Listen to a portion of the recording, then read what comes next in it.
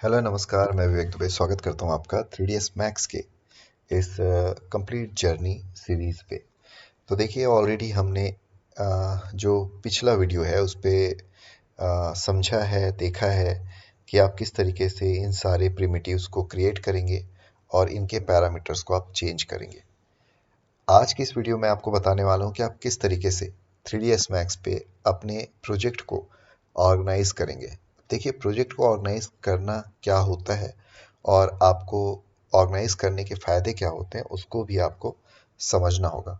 तो ऑर्गेनाइज करने का मतलब है कि अभी अगर आप वर्क करें तो हो सकता है कि आप अपनी जो फाइल है उसको किसी एक लोकेशन पे सेव करेंगे और जो इमेजेस आप इसमें एक्सेस करेंगे या कोई फाइल आप इसमें इंपोर्ट करेंगे वो हो सकता है कि किसी और लोकेशन पे हो।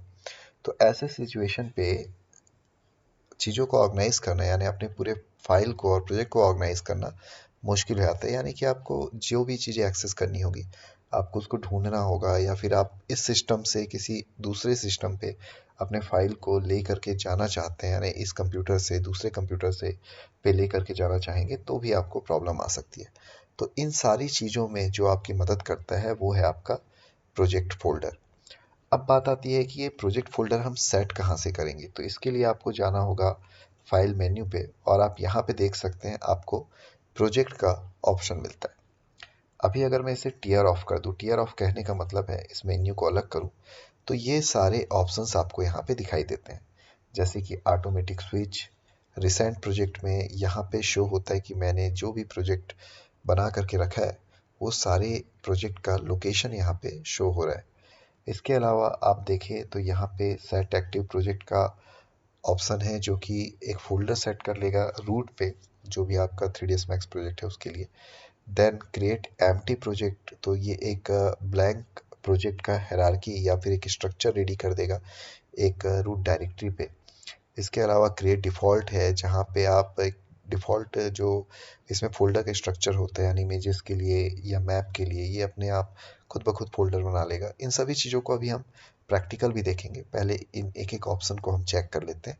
क्रिएट फ्रॉम करंट है जो कि new project based on organisation of the current project structure, अभी जैसा भी प्रोजेक्ट का स्ट्रक्चर उसके अकॉर्डिंग एक नया प्रोजेक्ट रेडी हो जाएगा। और इसी तरीके से कॉन्फ़िगर प्रोजेक्ट पाथ है जहाँ पे आप कॉन्फ़िगर करते हैं कि आपके प्रोजेक्ट कौन सी ड्राइव पे या कौन से फ़ोल्डर पे रखा हुआ है।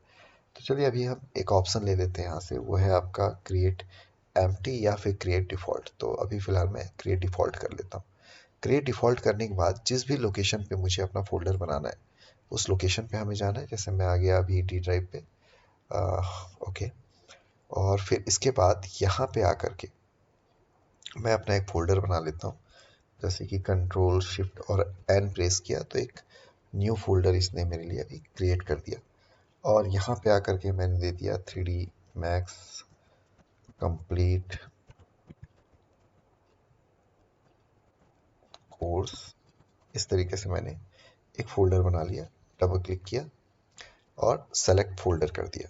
ओके, तो फ़ोल्डर तो बन चुका है। अभी अगर मैं उस लोकेशन पे जाऊँ यानी फाइल ओपन और अब मैं आ जाता हूँ डी ड्राइव पे, तो आप देख सकते हैं टॉप पे भी डी पे 3ds मैक्स कंप्लीट कोर्स बना हुआ है और यहाँ पे सीन नाम का फोल्डर है। तो अगर मैं बैक जाऊँ इस तरीके से तो आप देखें ये सारे फोल्डर्स 3ds मैक्स ने खुद ब खुद क्रिएट कर दिए। तो अगर अब इस फाइल को मैं सेव करता हूँ, सपोज मैंने एक टी पॉट बनाया और इस फाइल को मैं सेव करता हूँ, ये है गए हम फाइल पे और यहाँ पे सेव का ऑप्शन, तो आप देखेंगे कि मेरी फाइल सेव हो रही है डी ड्राइव पे, जो मैंने प्रोजेक्ट फोल्डर बनाया है उस लोकेशन पे सीन फोल्डर के अंदर। तो यहाँ पे मैंने अभी टी पॉट नाम से ये फाइल को सेव कर दिया। ओके, तो इस तरीके से ये फ़ायदा है कि अगर आप प्रोजेक्ट फोल्डर बनाते हैं तो आपकी चीज़ें ऑर्गेनाइज रहती है, आपका फाइल ऑर्गेनाइज रहता है।